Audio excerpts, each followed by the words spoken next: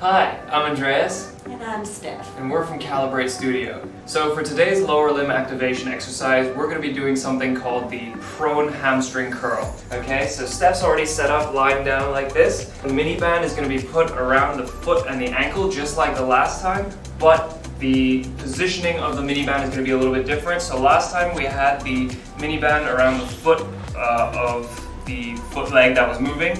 This time it's going to be the other way around, so she's going to be moving her left leg, and so the mini band is going to be around her ankle for this.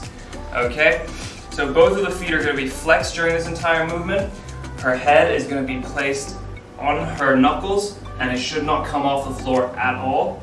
And then before we get into the actual movement itself, we have to let her lower back not collapse like this, so she needs to bring her belly button up, squeezing her bum and tucking the tailbone under already. Okay, and then what you're going to do, keeping the knee on the floor here, she's going to bend that leg, contracting the hamstring as she's doing it, slow and steady, controlling that movement, exactly, and then she can lower it back down, nice and slow. You see she's not rushing anything, her hips are not moving, and her knee stays on the floor. So you want to be maintaining your hamstring doing the work, not your glutes, okay? Alright, and then you can see that her upper body isn't moving either, her lower back isn't moving, it's just her knee that's bending and it's just the foot that's moving. Okay, thank you Steph, and that's it for today's video. Thanks for watching.